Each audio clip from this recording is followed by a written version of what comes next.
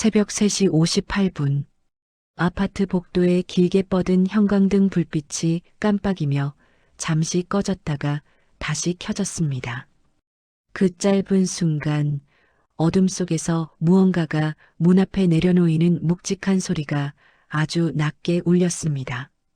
윤말수는 잠결 속에서도 그 소리를 분명하게 들었습니다. 심장이 갑자기 빠르게 뛰기 시작했고 오래된 집안 공기는 갑자기 싸늘해진 듯 느껴졌습니다.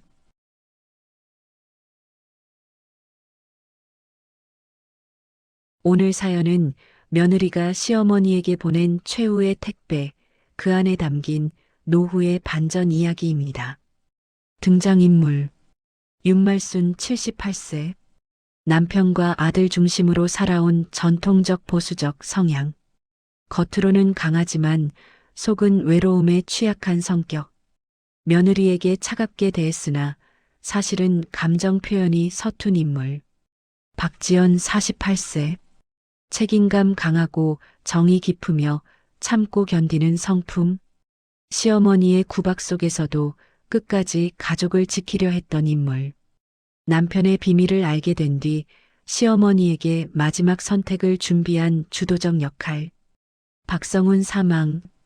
지연의 남편, 말순의 아들, 갈등의 원인을 만든 인물로서 생전엔 약하고 우유부단했음. 죽기 직전 남긴 영상 유언이 사건의 결정적 반전 요소. 생전의 잘못을 늦게나마 고백했지만 그로 인해 두 여성의 관계가 뒤늦게 변화하도록 만든 매개체 역할.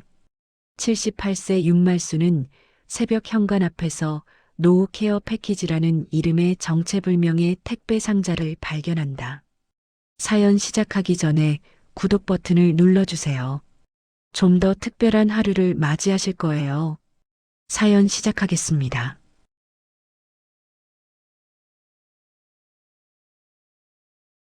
그녀는 불길한 기운에 이끌리듯 천천히 몸을 일으켰습니다. 잠옷깃이 가슴께에서 미세하게 흔들리는 것을 보며 자신이 얼마나 긴장하고 있는지 깨달았습니다. 말수는 발끝으로 바닥을 더듬으며 일어서고 허리 통증을 참고 벽을 짚으며 거실 쪽으로 향했습니다. 그 시간에 찾아올 이는 단 한 사람도 없었기에 문 앞의 인기척은 더욱 비현실적으로 느껴졌습니다. 그녀는 숨을 멈춘 채 현관 앞에서 걸음을 멈춰 섰습니다. 그리고 그 순간 초인종이 아주 짧게 거의 들리지 않을 정도로 띠잉하고 울렸습니다. 초인종 소린데도 마치 누군가 속삭이는 듯한 이상한 떨림이 소리 끝에 묻어 있었습니다. 말수는 그 자리에서 얼어붙었습니다. 누가 새벽 4시도 안 된 시간에 찾아온단 말입니까? 결국 그녀는 손을 내밀어 문을 열었습니다. 문을 여는 순간 차갑고 축축한 새벽 공기가 얼굴을 스치고 지나갔습니다. 문 앞에는 사람도 그림자도 아무것도 없었습니다. 오직 하나, 무언가 놓여 있었습니다. 작고 평범해 보이지만 묘하게 존재감이 강한 택배 상자였습니다. 상자는 마치 오랜 시간 기다리고 있던 물건처럼 조용히 놓여 있었고 주변 공기까지 가라앉히는 듯한 기운을 풍겼습니다. 말수는 발끝만 내밀어 상자를 밀어보았고 상자는 미세하게 흔들리며 문 쪽으로 다가왔습니다. 그녀는 본능적으로 뒷걸음질을 쳤습니다. 상자 옆면에는 단 하나의 글씨만 적혀 있었습니다. 보낸 사람 박지연. 그 이름을 보자 말순의 손끝이 순간 얼어붙었습니다. 며느리의 이름이었습니다. 몇 달 동안 연락이 끊기다 못해 사실상 인연이 끊긴 상태였던 바로 그 며느리였습니다. 이 시간에 지연이가 왜? 말순의 중얼거림은 떨림이 섞여 거의 들리지 않을 정도였습니다. 그녀는 상자를 집 안으로 들여오려 손을 뻗었지만 소나기가 제대로 힘을 받지 않았습니다. 손떨림 때문에 상자를 2번이나 놓쳤다가 겨우 들고 들어왔습니다. 문을 닫는 순간 복도에서 스치는 바람 같은 기척이 느껴졌지만 돌아보지 않았습니다. 문 밖에서 무언가 자신을 지켜보고 있는 기분 때문이었습니다. 거실 불을 켜자 상자 위에 작은 종이 한 장이 붙어 있는 것이 보였습니다. 종이를 떼어내 펼치자 아주 짧은 문장이 쓰여 있었습니다. 시어머니의 진짜 노후를 위해. 그 문장은 인사도 아니었고 설명도 아니었습니다. 마치 선고 같았습니다. 말순의 눈동자가 흔들렸습니다. 지연이 보통 쓰던 말투가 아니었고 어딘가 비틀려 있는 불길한 기운이 가득했습니다. 그녀는 상자를 조심스럽게 테이블에 놓고 의자에 앉았습니다. 심장이 계속 빠르게 뛰고 있어 손을 가슴에 얹고 천천히 숨을 골랐습니다. 하지만 불안감은 가라앉지 않았습니다. 오히려 상자가 마치 살아있는 듯 그녀의 시선을 끌어당기고 있었습니다. 말수는 결국 테이프를 뜯기 시작했습니다. 찌익 소리가 정막 속에 지나치게 크게 퍼졌습니다. 상자를 열자 내부는 예상과 달리 놀랄 만큼 정돈되어 있었습니다. 맨 위에는 하얀 봉투들이 차곡차곡 올려져 있었고 그 옆에 검은 USB 하나가 가지런히 놓여 있었습니다. 그리고 상자 바닥에는 3장의 오래된 사진이 깔려 있었습니다.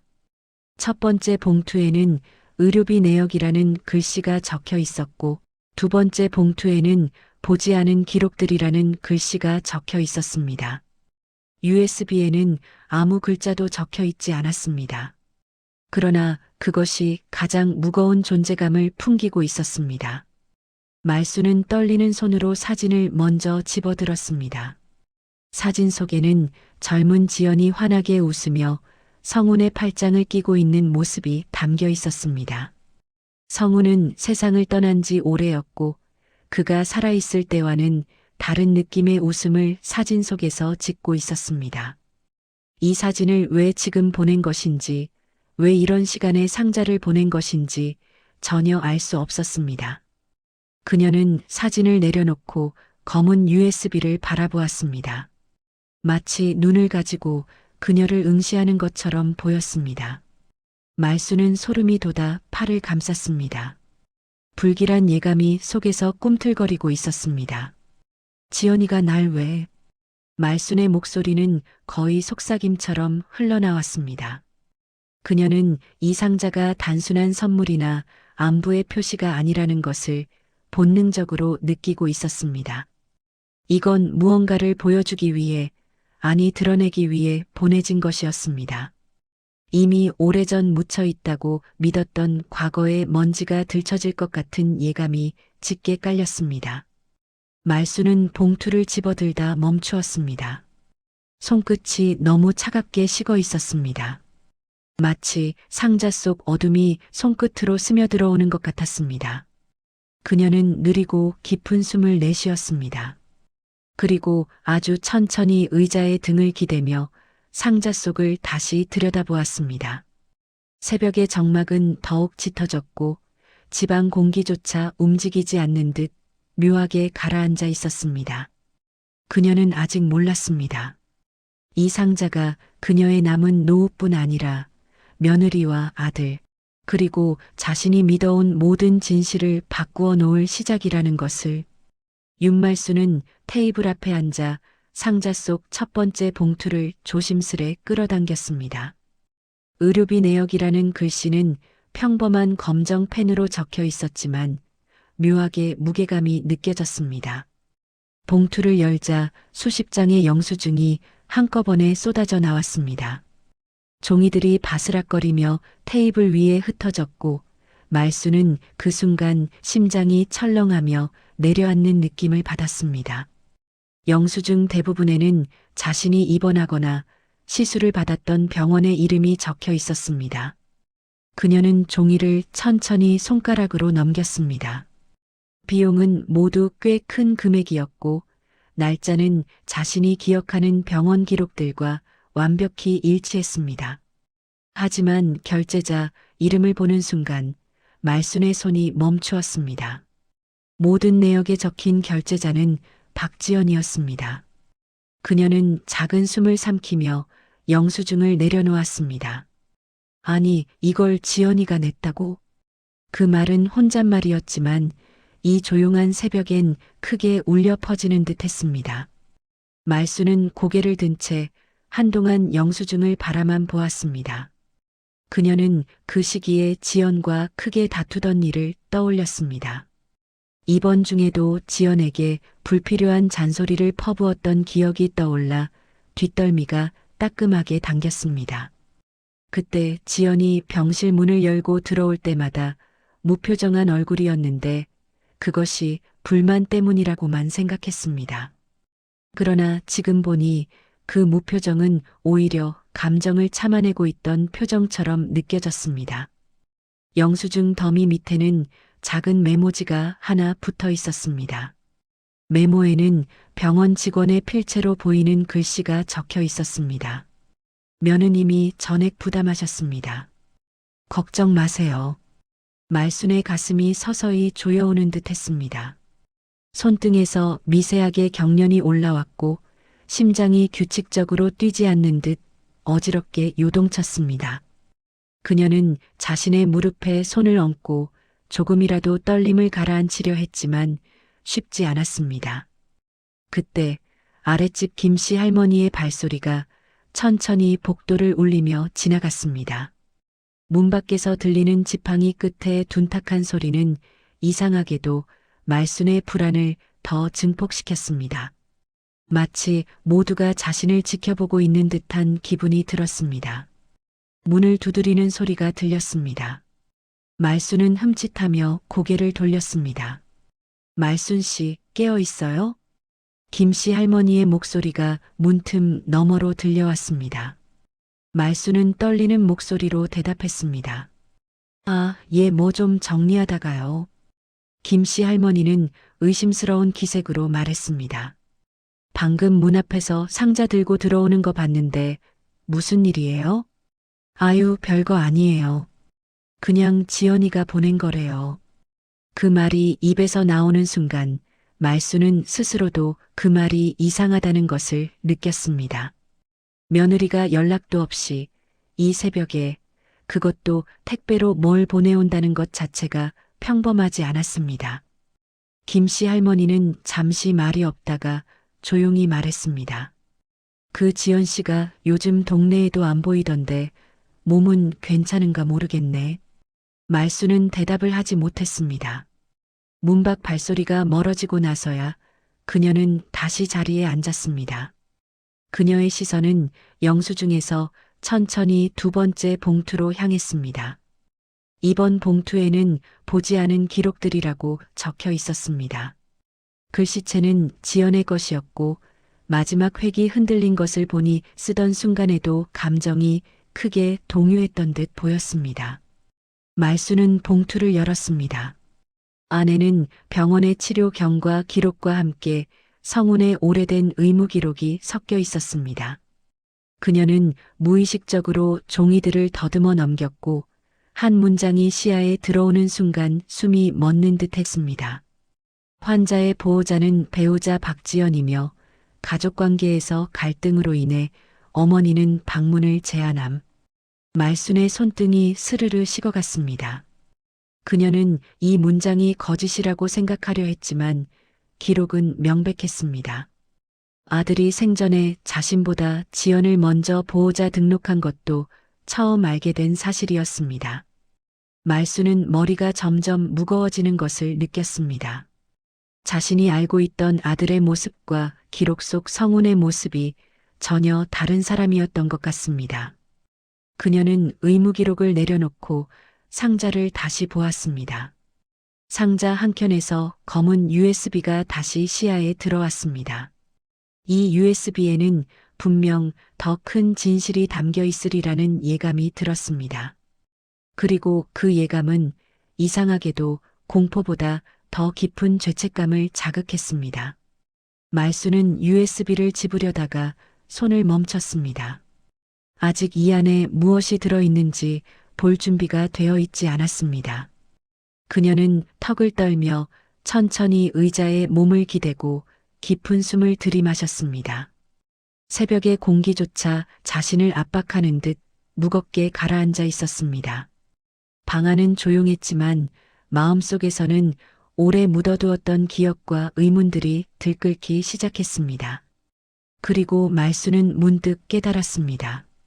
지금부터 펼쳐질 진실은 자신이 기대해온 노후와는 전혀 다른 어둠 속으로 향할 것이라는 사실을. 윤말수는 상자 속 영수증과 기록들을 옆으로 밀어두고 결국 손을 USB 위에 올려놓았습니다. 검은 플라스틱의 차가운 촉감이 손바닥으로 즉시 스며들었고 그 온기 없는 감촉 때문에 그녀는 잠시 손을 떼려다가 다시 붙잡았습니다. 이 USB에 무엇이 들어있는지 모르지만 지금 가장 두려운 것은 차라리 모르는 채 남아있는 것이었습니다. 말수는 떨리는 숨을 삼키고 자리에서 일어나 TV 근처로 천천히 걸어갔습니다. 발끝이 바닥을 스칠 때마다 새벽 시간의 정막이 발목에 감겨오는 것처럼 느껴졌습니다. 그녀는 소파 앞으로 앉아 USB 포트를 찾았습니다. 포트에 꽂는 순간 딸깍하는 작고 건조한 소리가 방에 울렸습니다. TV 화면이 잠시 어둡게 깜빡이더니 파일 목록 하나가 화면 중앙에 떠올랐습니다. 3번 영상, MP4. 파일 이름은 아무 의미도 없어 보였지만 그 무심한 이름조차 이상하게 불길해 보였습니다. 말수는 리모컨을 든 손이 떨려 버튼을 누르지 못하고 잠시 멈춰 서 있었습니다. 이걸 눌러야 할까? 아니면 지금 당장 뽑아버려야 할까? 그러나 이 상자가 새벽에 도착한 이유를 알아야 한다는 생각이 결국 그녀의 손을 움직이게 만들었습니다. 재생 버튼을 누르는 순간 화면이 암전에서 서서히 밝아졌습니다. 흰 병실 벽이 먼저 보였습니다. 그리고 화면 아래에서 누군가의 숨소리가 가까이 들렸습니다. 카메라가 위로 고정되자 말수는 손으로 입을 가렸습니다. 화면 속 사람은 그녀의 아들 성훈이었습니다. 생전 마지막 무렵에 본 바로 그 쇠약한 모습 그대로였습니다. 성훈의 얼굴은 수척했고 피부는 창백하게 변해 있었습니다. 숨을 들이마실 때마다 어깨가 크게 들썩였고 미세한 신음이 새어나왔습니다. 그 모습은 말순이 기억하던 아들의 생기 넘치던 얼굴과는 너무나도 달랐습니다. 그녀는 그를 바라보며 자신이 이 영상을 정말 볼 준비가 되어 있었는지 알 수 없었습니다. 잠시 후 화면 속 성훈이 느리게 입을 열었습니다. 엄마, 이 영상이 언제 보일지 모르겠네. 말순의 숨이 순간 멈추는 듯 했습니다. 아들은 카메라를 바라보았지만 초점이 흐려져 있었고 눈빛엔 깊은 후회가 배어 있었습니다. 지연이, 내가 많이 힘들게 했어. 엄마한테도 잘못했어. 말수는 머리가 하얘졌습니다. 성훈의 목소리는 잠겨 있었지만 확실했습니다. 그는 떨리는 손으로 환자복을 움켜쥐며 말을 이었습니다. 엄마가 지연이 미워하게 된 건 내 탓이야. 내가 잘못 말했어. 말수는 손으로 소파 팔걸이를 꽉 잡았습니다. 손등의 혈관이 도드라지고 소나기는 저리기 시작했습니다. 머릿속에서 오래전의 기억들이 조각처럼 흩어지며 재조립되는 기분이 들었습니다. 그녀는 스스로의 귀를 의심하고 싶었지만 화면 속 아들의 고백은 거스를 수 없었습니다. 성우는 입술을 떨며 말을 끊었습니다. 그리고 한참 뒤 마치 마지막 남은 힘을 몰아내듯 다시 입을 열었습니다. 지연이는 날 많이 지켜줬어. 엄마가 알던 그 모습이 아니야. 내가 거짓말했어. 말순의 시야가 흔들렸습니다. 눈앞에서 TV 화면이 흐릿하게 번져 보였고 귀에서는 쿵쿵 심장 소리만 크게 울렸습니다. 왜 지금에서야 이런 말을 남긴 건지. 왜 자신은 그동안 아무것도 눈치채지 못한 건지. 성우는 힘겹게 고개를 살짝 돌려 어딘가를 바라보았습니다. 거기엔 지연이 서 있었던 듯 했지만 화면에는 잡히지 않았습니다. 성우는 마지막 말처럼 조용하고 깊게, 그러나 분명히 말했습니다. 엄마 지연이 지켜줘. 그리고 화면은 갑자기 꺼졌습니다. 남겨진 건 침묵뿐이었습니다. 마치 집안의 공기가 급격히 무거워진 듯 숨 쉬는 것조차 힘들어졌습니다. 말수는 텔레비전 아래로 시선을 천천히 내렸습니다. USB 안에는 아직 열지 않은 또 다른 파일이 하나 더 있었습니다. 그러나 그녀는 리모컨을 바로 잡지 못했습니다. 새벽 전체가 흔들리는 것처럼 느껴지고 자신이 방금 본 진실을 받아들이기에는 시간이 필요했습니다. 그녀는 얼굴을 감싸쥐고 한참 동안 미동도 하지 않았습니다. 이 영상은 단순한 고백이 아니었습니다. 그녀의 오해, 그녀의 분노, 그녀의 행동 그 모든 것이 뒤집히는 순간이었습니다. 말수는 자신이 평생 믿어온 것들이 한순간에 조용히 무너져 내리는 기분을 느꼈습니다. 그리고 상자 속 남은 USB 하나가 더 크고 깊은 진실을 품고 있다는 예감이 들었습니다. 그녀는 숨을 고르고 천천히 고개를 들었습니다. 밤은 깊어지고 있었고 이제 피할 수 없는 다음 장면이 기다리고 있음을 그녀는 알았습니다. 윤말수는 소파 끝에 걸터 앉아 한동안 TV 화면을 멍하니 바라보고 있었습니다. 아들 성훈의 마지막 고백이 머릿속을 계속 울리며 조용하게, 그러나 무겁게 가슴을 짓눌렀습니다. 방 안 공기는 갑자기 더 차가워진 것처럼 느껴졌고 말순의 손끝은 계속 떨려 리모컨을 제대로 잡기조차 힘이 들었습니다. 하지만 상자 속 진실을 다 보지 않으면 밤새 마음이 더 무너질 것 같아 그녀는 결심을 꽉 깨물 듯 세웠습니다. USB 안에 남아있는 두 번째 파일은 더욱 불길한 이름을 하고 있었습니다. 레코드 파이널 MP4 파일 이름만으로도 이 영상이 끝맺음이나 결단의 순간을 담고 있다는 느낌이 들었습니다. 말수는 깊고 느린 숨을 내쉬며 화면을 바라보았습니다. 손은 떨렸지만 그 떨림 위에서 그녀는 리모컨을 단단히 움켜쥐었습니다. 마침내 재생 버튼을 눌렀고 화면은 한순간 암전된 뒤 천천히 밝아졌습니다. 새 화면에는 어두운 복도, 낯선 병실, 그리고 병실 침대 옆에서 카메라를 조정하는 누군가의 실루엣이 나타났습니다. 조명이 안정되자 그 인물의 얼굴이 선명하게 드러났습니다. 지연이었습니다. 그녀는 눈가가 고대어 있었고 머리카락은 질끈 묶여 있지만 정돈되지 못한 채 흘러내려 있었습니다. 지연의 두 눈은 울다 지친 사람처럼 붉게 부어 있었고 불빛 아래에서도 감정이 그대로 드러나고 있었습니다. 지연은 카메라를 바라보았습니다. 어머니, 이걸 보신다면 아마 제가 이 집을 떠난 뒤겠죠. 그 목소리는 평소와 달랐습니다. 차분했지만 어디선가 뼈가 시릴 만큼 깊은 체념이 묻어 있었습니다. 말수는 손목이 저절로 굳어져 소파 팔걸이를 꽉 잡았습니다. 지연은 깊게 숨을 들이마시고 천천히 말을 이어갔습니다. 저는 며느리로서 할 수 있는 건 다 했다고 생각해요. 하지만 어머니께 보여지지 않는 일들이 너무 많았어요. 영상 속 지연은 손에 들고 있던 작은 노트를 펼쳤습니다. 거기에는 날짜와 시간, 그리고 말순의 병원 기록과 간병 내용이 꼼꼼하게 적혀 있었습니다. 말순이 기억하지 못한 시간들이 잔뜩 적혀 있었습니다. 지연은 노트를 넘기며 조용히 말했습니다. 이건 어머니 몰래 한 일들이에요. 대소변 처리 기록도 있고 야간 간병 기록도 있고 어머니가 자존심 상처받으실까봐 보여드리진 않았어요. 말순의 심장이 갑자기 조여들었습니다.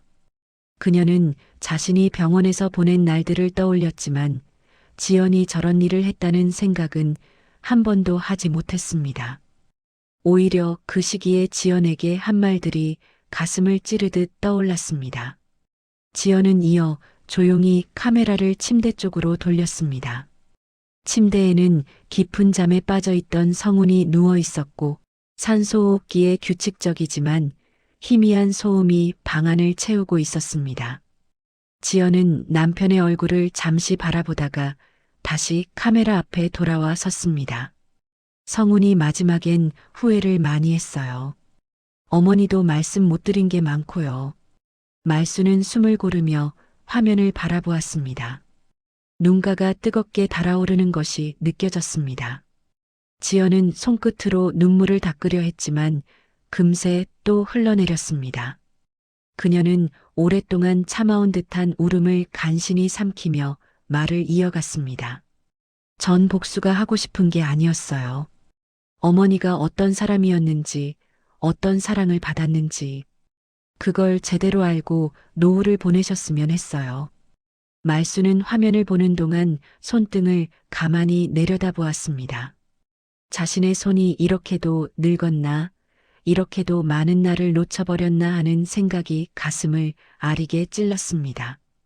영상 속 지연의 음성이 조금 더 낮아졌습니다. 어머니 전 이제 떠날 거예요. 같이 지내는 건 더 이상 서로에게 좋지 않은 것 같아서요. 그 말은 담담했지만 오히려 담담함 때문에 무게가 더 깊이 박혔습니다. 지연의 눈가에는 다시 울음이 차오르고 있었지만 그녀는 흐르지 않게 힘을 다해 버티는 모습이었습니다.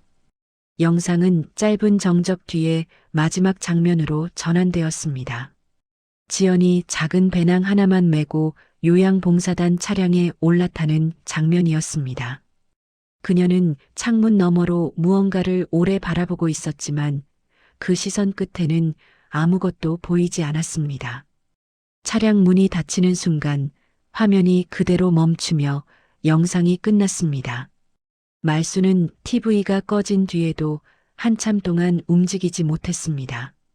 심장이 천천히 그러나 깊게 내려앉았고 손끝은 아직도 떨리고 있었습니다. 지연이 떠났다는 사실이 지식이 아닌 실제 감각으로 밀려왔습니다. 그녀는 천천히 두 손을 무릎 위에 올려놓고 깊은 숨을 들이마셨습니다. 그리고 마음속에서 억눌러 두었던 후회와 두려움이 한꺼번에 고개를 들었습니다. 이대로 가만히 있으면 안 된다는 생각이 서서히 강해지고 있었습니다. 지연이 보여준 이 영상은 단순한 기록이 아니라 말순에게 던져진 마지막 메시지였습니다. 그녀는 떨리는 손으로 USB를 빼내들고 천천히 자리에서 일어났습니다. 이제 다음으로 해야 할 일이 무엇인지 마음 한구석이 알려주고 있었습니다. USB를 쥔 손은 미세하게 떨리고 있었지만 윤말순의 발걸음은 이상하게도 확고했습니다. 더는 집안에 머물 수 없다는 생각이 그녀를 계속 밀어냈습니다. 방 안 공기는 지연의 영상이 남긴 감정으로 아직도 무겁게 눌려 있었고 말수는 그 무게에서 벗어나려는 듯 서둘러 외투를 걸쳤습니다. 새벽은 이미 끝나가고 있었고 회색빛 아침이 창문 너머로 조금씩 스며들고 있었습니다. 하지만 그 빛조차 따뜻하지 않았고 오히려 차갑고 흐릿하게만 느껴졌습니다. 말수는 상자 속에서 지연이 남긴 종이 한 장을 꺼냈습니다. 그 종이에는 작은 글씨로 주소 하나가 적혀 있었습니다. 희랑노인봉사단 경로센터. 지연이 떠나기 전 마지막으로 카메라에 비쳤던 장소와 같은 이름이었습니다. 말수는 그 주소를 바라보며 짧은 숨을 내쉬었습니다. 지연아, 도대체 왜 이런 걸 남기고 간 거냐? 그녀의 목소리는 떨렸고 스스로에게 묻는 말처럼 들렸습니다. 말수는 지팡이를 손에 쥐고 현관문을 열었습니다. 문을 여는 순간 찬 공기가 얼굴에 닿았고 그것이 오히려 정신을 또렷하게 만들어 주었습니다. 바깥은 아직 해가 완전히 뜨지 않아 희미하게 어둑했지만 그녀의 마음엔 목적이 분명했습니다. 지연을 찾아가야 한다는 생각 외에는 아무것도 떠오르지 않았습니다. 엘리베이터 앞에서 기다리던 박 노인이 놀란 표정으로 말했다. 어이쿠, 말순 씨 이 시간에 어디 가요? 얼굴이 왜 그리 하얗대요? 말순은 짧게 대답했습니다. 좀 볼 일이 있어서요. 박 노인은 이상한 눈빛으로 그녀를 살폈지만 더는 묻지 않았습니다. 엘리베이터 문이 닫히고 내부의 거울 속에서 말순의 얼굴이 보였습니다. 창백하고 굳어 있었으며 눈가에는 밤새 묻은 흔적들이 남아 있었습니다. 그녀는 스스로를 똑바로 바라보며 천천히 속삭였습니다. 지연이 어디 있는지 내가 직접 가서 봐야지. 엘리베이터가 1층에 도착했을 때 관리실 앞에 있던 젊은 경비원은 놀란 표정으로 다가왔습니다. 할머니, 아직 이른 시간인데 어디 가세요? 말수는 외투 자락을 단단히 잡으며 말했습니다. 버스 타러 가요. 중요한 게 있어서요. 경비원은 걱정스러운 눈으로 쳐다보았지만 말순의 의지가 너무 단단해 보였기에 더는 말리지 못했습니다. 아파트 밖으로 나서자 차가운 바람이 얼굴을 스쳤습니다. 하지만 걸음을 멈추게 하지 않았습니다. 버스 정류장까지 이어진 길은 평소보다 더 길게 느껴졌고 발목은 여러 번 비틀릴 뻔했습니다. 그래도 말수는 걸음을 멈추지 않았습니다. 지연을 향한 미안함과 두려움이 그녀의 다리를 계속 움직이게 했습니다. 정류장에 도착하자 첫 번째 버스가 곧 도착했습니다. 버스에 올라타자 사람 몇 명만 앉아 있었고 기사조차 졸린 눈을 비비며 운전대를 잡고 있었습니다. 말수는 창가에 앉아 USB를 품 안에 넣고 조용히 창밖을 바라보았습니다. 지나가는 풍경은 어둡고 차가웠지만 그녀는 그 속에서 지연의 얼굴을 계속 떠올렸습니다. 버스는 서너 정거장을 지나 큰 광장 근처에서 멈췄습니다. 다음 버스를 갈아타기 위해 내려야 했고 그 순간 몸이 무거워져 발걸음이 흔들렸습니다. 하지만 말수는 지팡이를 꽉 잡으며 한 걸음씩 앞으로 나아갔습니다. 두 번째 버스는 오래 기다리게 하지 않았습니다. 이 버스는 시 외곽으로 가는 노선이었고 창밖은 갈수록 황량해졌습니다. 버스에서 내리자 희락노인 봉사단이라는 간판이 멀리 보였습니다.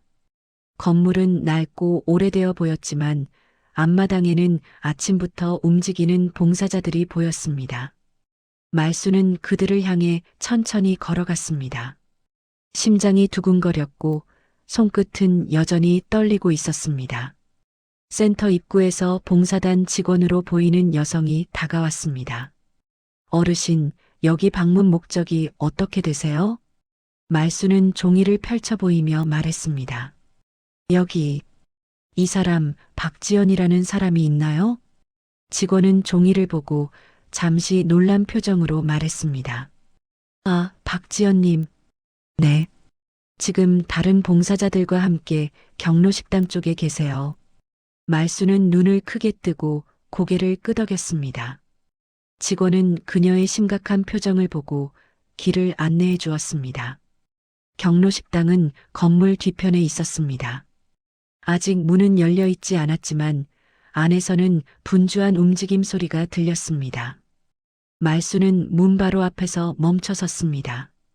손잡이를 잡으려 했지만 손이 자꾸만 미끄러졌습니다. 심장이 과하게 뛰고 있어 숨조차 가빠졌습니다. 그때 문이 천천히 열리며 지연이 문 안쪽에서 모습을 드러냈습니다. 지연의 얼굴은 피곤해 보였지만 말순이 알던 그 낯선 표정이 아니라 조금은 평온한 표정이었습니다. 말순은 말없이 그녀를 바라만 보았습니다. 지연도 똑같이 말순을 바라보았고 두 사람의 시선은 길게 이어졌습니다. 말수는 작은 목소리로 말했습니다. 지연아. 지연은 숨을 들이마시고 천천히 대답했습니다. 어머니, 여기까지 어떻게 오셨어요? 그 질문에는 놀라움과 눈에 보이지 않는 깊은 감정이 동시에 담겨 있었습니다. 말수는 눈가를 떨며 말했습니다. 보고 할 말이 있어서 왔다. 두 사람 사이를 스치는 바람만이 긴 침묵을 채우고 있었습니다. 그 침묵 속에서 말수는 지연에게 한 걸음 다가갔고 그 한 걸음은 지난 날의 모든 오해를 뚫고 나가는 듯 무겁고 간절했습니다. 경로 식당 안은 아직 문을 열기 전이라 조용했지만 그 안에는 여러 사람의 움직임이 고요하게 퍼져 있었습니다. 밥솥에서 김이 조금씩 피어오르고 봉사자들이 수저를 맞추는 소리가 어색하게 들리는 공간이었습니다. 지연은 말순을 문 가까이로 안내하며 조심스러운 눈빛으로 그녀를 살폈습니다. 마주 앉을 자리가 마땅치 않아 지연은 한쪽 구석에 작은 의자를 끌어왔고 그 앞에 말순이 천천히 앉았습니다. 의자에 앉는 순간 말순의 손끝에서 긴장이 고스란히 흘러나오는 듯 몸이 살짝 흔들렸습니다. 지연도 맞은편 의자에 가만히 앉았지만 등을 기대지 않았습니다. 몸을 곧게 세운 채 말순의 얼굴을 조용히 바라보았습니다. 두 사람 사이의 공기는 오랜 감정, 오래 묵혀온 오해와 상처가 층층이 쌓여 있는 듯 묵직했습니다. 말순은 숨을 들이마시려 했지만 목에 걸려 쉽지 않았고 결국 가슴을 누르듯 천천히 숨을 고르려 애썼습니다. 지연은 그 모습을 보며 손을 뒷주머니 쪽으로 살짝 가져갔다가 다시 두 무릎 위로 내려놓았습니다. 말순이 입술을 한번 깨물고 말을 꺼냈습니다. 지연아, 그 영상 봤다. 지연의 눈이 아주 미세하게 떨렸지만 표정은 크게 변하지 않았습니다.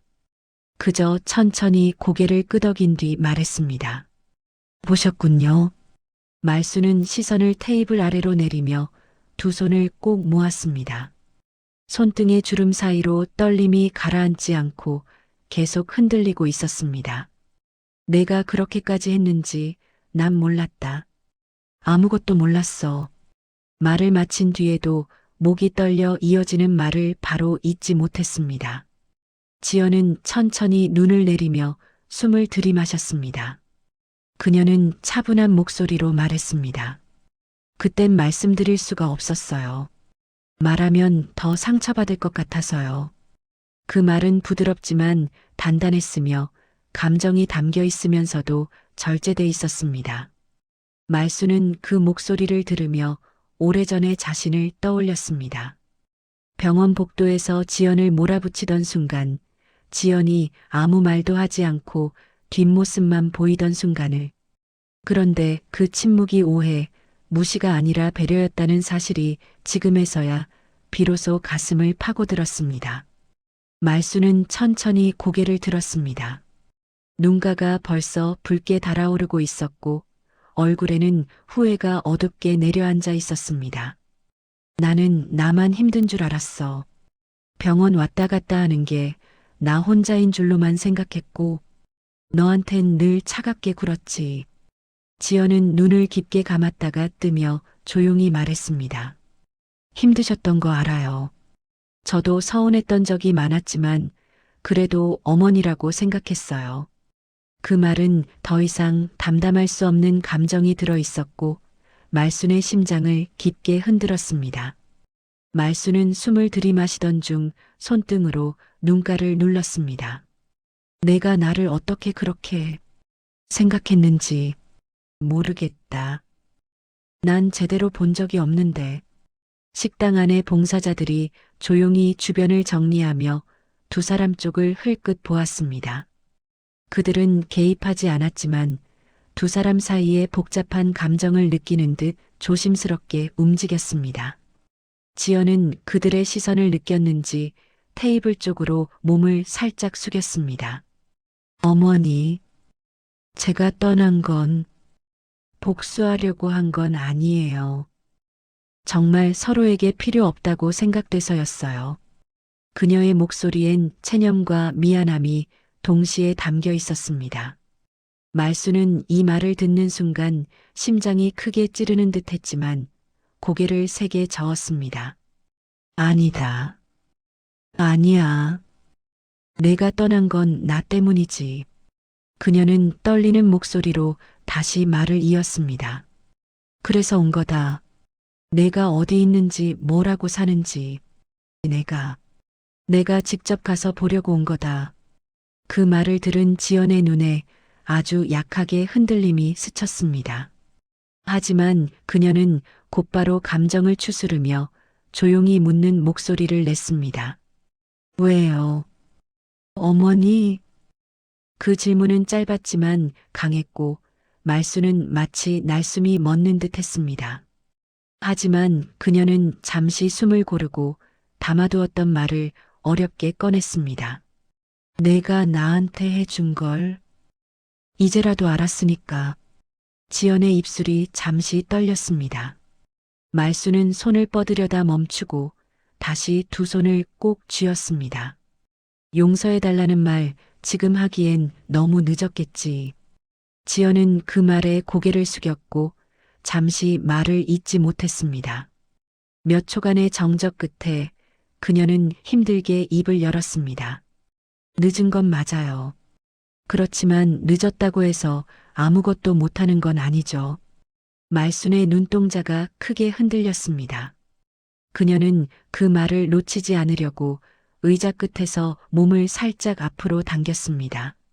지연은 천천히 고개를 들고 말했습니다. 어머니가 진심으로 알고 싶어 하신다면요. 그 말은 조용하지만 깊었고 두 사람의 사이에 작게 틈이 열리는 순간이었습니다. 그 틈은 얇았지만 과거의 벽을 무너뜨릴 만큼 강했습니다. 말수는 숨을 길게 내쉬며 비로소 고개를 끄덕였습니다. 그래 알고 싶다. 지연의 눈가가 또렷해졌습니다. 조금 전까지의 단단한 표정과는 다른 묘한 온기가 떠올랐습니다. 그럼 천천히 이야기해요, 어머니. 그 순간 서로를 향해 깊이 닫혀있던 문이 아주 천천히 조용하게 열리는 듯한 기분이 공간을 감쌌습니다. 식당 안의 기척들이 다시 바쁘게 움직이기 시작했지만 두 사람 주변만은 여전히 고요했습니다. 말수는 지연을 바라보며 오래 묵혀있던 숨을 내쉬었습니다. 그 숨 끝에는 두려움 대신 아주 작은 희망이 섞여 있었습니다. 식당에서의 긴 대화가 끝난 뒤 지연은 말순을 천천히 밖으로 안내했습니다. 아침 햇살이 조금씩 밝아지면서 차가웠던 공기도 서서히 온기를 띠고 있었지만 두 사람의 발걸음은 여전히 신중하고 조심스러웠습니다. 지연은 말순이 걸음을 맞추기 어렵지 않도록 보폭을 줄였고 말순은 지팡이를 꼭 쥔 채 따라가며 가끔씩 지연을 힐끗 살펴보았습니다. 그 시선에는 말로 표현하기 어려운 미안함과 어색한 그리움이 섞여 있었습니다. 지연은 그런 말순의 시선을 느끼면서도 아무 말 없이 앞길만 바라보며 걸었습니다. 센터 앞 도로에 도착했을 때 지연은 말순에게 조심스럽게 제안했습니다. 어머니, 버스보단 택시 타는 게 편하실 거예요. 말순은 입술을 꾹 다문 뒤 고개를 끄덕였습니다. 그래, 오늘은 그냥 너 말 듣자. 그 짧은 문장 속엔 이전과는 다른 순한 기운이 담겨 있었습니다. 택시에 오른 두 사람은 서로를 마주보지 못한 채 창밖만 바라보았습니다. 말수는 빠르게 스쳐 지나가는 풍경에 시선을 두었지만 머릿속은 온통 지연의 모습으로 가득했습니다.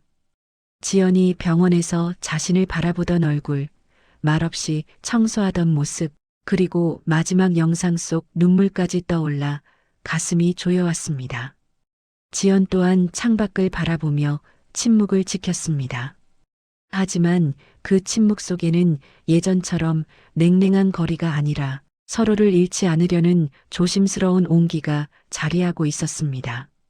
아파트 단지 앞에 도착하자 말수는 천천히 택시에서 내려 지팡이를 짚었습니다.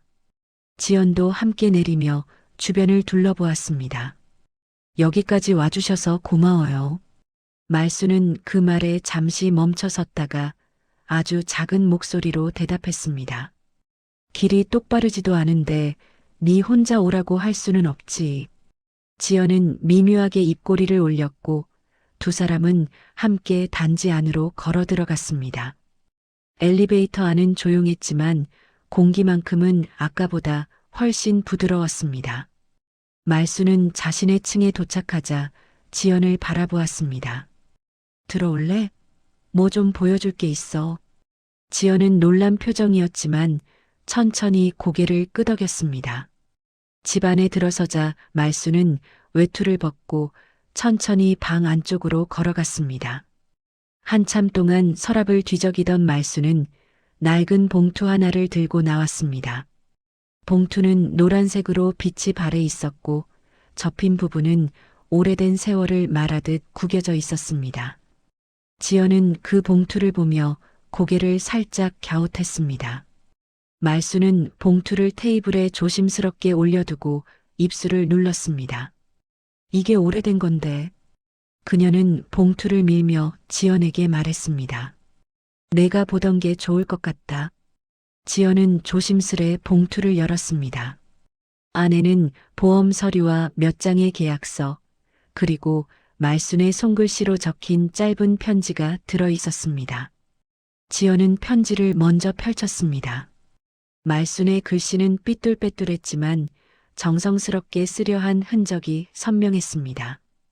편지에는 짧게 이렇게 적혀 있었습니다. 혹시라도 내가 먼저 가면 이건 내가 가진다. 내가 날 지켜준 세월을 언젠가라도 갚고 싶었어. 지연은 편지를 읽고 그대로 굳었습니다. 숨이 막히는 듯 가슴이 꽉 조여왔고 눈가가 뜨겁게 흔들리기 시작했습니다. 이게 언제 쓴 거예요? 말수는 고개를 숙이며 말했습니다. 아들 보내고 내 얼굴도 제대로 보지 못하던 때. 말은 못했지만 미안했던 건 그때부터였지. 지연은 한동안 아무 말도 하지 못했습니다. 눈물이 떨어질 것 같아 고개를 아래로 향했지만 손등으로 급히 쓸어냈습니다. 말수는 지연의 표정을 보며 마음이 더 조여오는 듯 했습니다. 지금 준다고 받아달라는 건 아니여. 그냥 난 이런 마음이었다고. 그걸 너는 알았으면 좋겠어서 그래. 지연은 눈물 젖은 목소리로 작은 숨을 내쉬며 말했습니다. 어머니가 이런 마음이었다는 것만으로 충분해요. 그 말은 편안함이 아니었고 허락도 아니었지만 서로를 향한 아주 작은 믿음이었습니다. 말수는 떨리는 손을 무릎에 올려놓으며 앉았습니다. 방 안의 공기가 조금씩 따뜻해지는 것 같았고 두 사람 사이의 오래된 벽에는 아주 희미한 균열이 보이기 시작했습니다. 지연은 편지를 곱게 접은 뒤 조심스럽게 봉투에 다시 넣었습니다. 그녀의 동작 하나하나에는 말순에게 향한 깊은 감정이 전해지고 있었습니다. 잠시 정적이 흐른 뒤 지연은 부드럽게 물었습니다.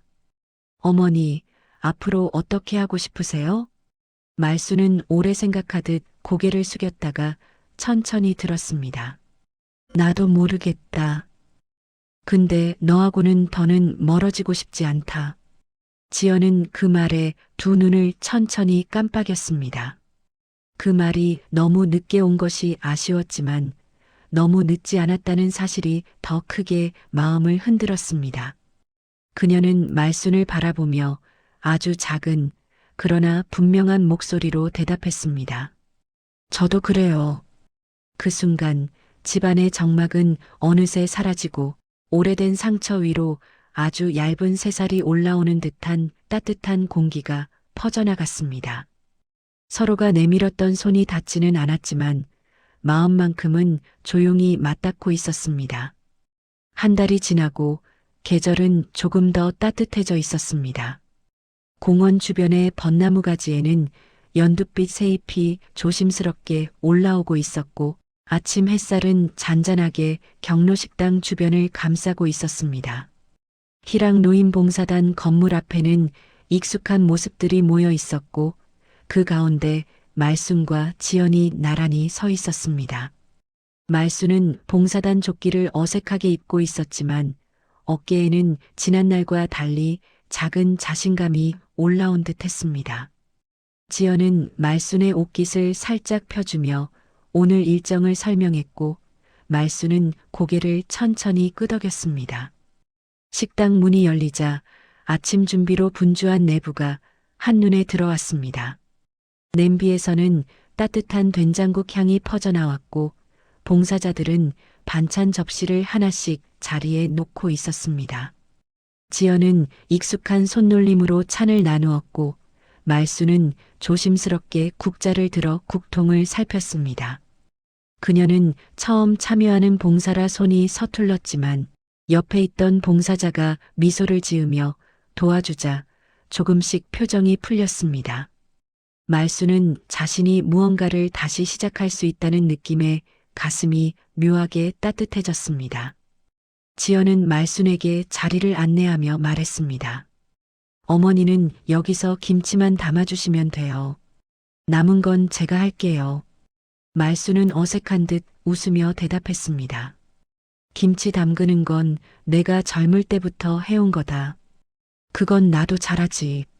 주변 봉사자들은 두 사람의 모습을 보며 조용히 미소를 지었습니다.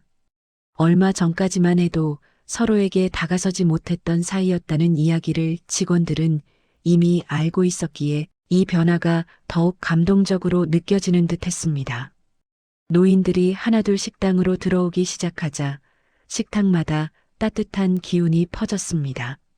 말순은 김치를 나누며 노인들과 잔잔하게 눈을 맞추었고 대화를 건네는 일이 어색하면서도 즐거운 듯 했습니다. 그녀는 오래 잠들어 있던 마음 한구석이 조금씩 깨어나는 것을 느꼈습니다. 한 노인이 말순에게 다가와 말했습니다. 아이고, 새로 오셨나? 손이 참 따뜻하네. 말순은 그 말에 깜짝 놀라며 웃었습니다. 새로 왔어요.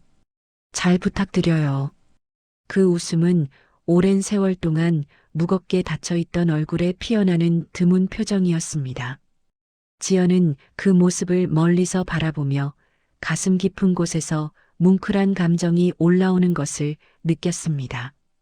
말순이 이곳에서 적응해가고 누군가에게 도움을 주는 사람이 되어가는 모습을 보는 것은 생각보다 큰 의미로 다가왔습니다. 지연은 잠시 손을 멈추고 말순의 옆으로 다가왔습니다. 어머니, 힘드시면 잠깐 쉬셔도 돼요. 말순은 고개를 저으며 말했습니다. 괜찮다. 몸 쓰는 게 오히려 마음이 편하다. 두 사람의 눈이 잠시 마주쳤습니다. 예전처럼 차갑지도 않았고 서로를 경계하지도 않았습니다. 그냥 오래 알고 지낸 가족이 서로를 바라보는 자연스러운 시선이었습니다. 식사가 거의 끝나갈 무렵 봉사단 직원이 두 사람에게 다가와 작은 상자를 건넸습니다. 지난달 함께 시작하신 기념으로 드리는 겁니다. 상자에는 손수 만든 작은 배지가 2개 들어 있었습니다. 배지에는 동행이라는 글씨가 적혀 있었습니다. 지연은 배지를 바라보다가 말순에게 건넸습니다. 어머니 거예요. 어머니가 있어야 저도 있는 거니까. 말순의 눈동자가 미세하게 떨렸고 그녀는 조심스럽게 배지를 손에 올려놓았습니다. 내가 이런 걸 받을 자격이 있나 싶네. 지연은 말순의 손을 가볍게 감싸며 말했습니다. 충분히 있어요. 이제부터 함께 하잖아요.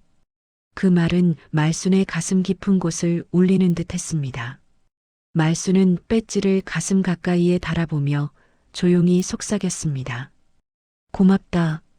식당 창밖으로 햇살이 부드럽게 비쳤고 두 사람의 어깨 위로 따뜻하게 내려앉았습니다. 과거의 상처가 모두 사라진 것은 아니었지만 그 위에 새로운 하루와 새로운 관계가 조용히 쌓여가고 있었습니다. 말순은 다시 국통을 열고 조심스럽게 국자를 들었습니다. 지연은 그 옆에서 접시를 나누며 말없이 함께 움직였습니다. 그리고 두 사람은 같은 방향을 바라보며 같은 일을 하고 있었습니다. 예전에는 상상조차 하지 못했던 모습이었고, 이제는 둘 모두에게 자연스럽게 스며든 일상이었습니다. 그날의 식당은 평소보다 조금 더 따뜻했습니다. 말순도, 지연도, 그리고 그곳에 모인 모두도 누군가의 손길이 누군가의 상처를 조용히 어루만질 수 있다는 사실을 아주 작게 그러나 분명하게 느낄 수 있는 하루였습니다.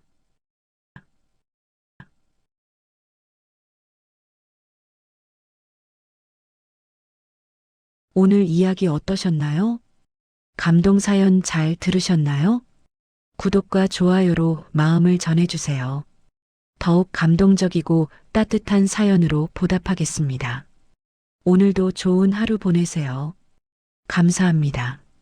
시니어를 위한 시니어. 다음 사연으로 또 만나요. 오늘 이야기가 마음에 남았다면 이어지는 오늘의 명상으로 마음도 살짝 쉬어가세요.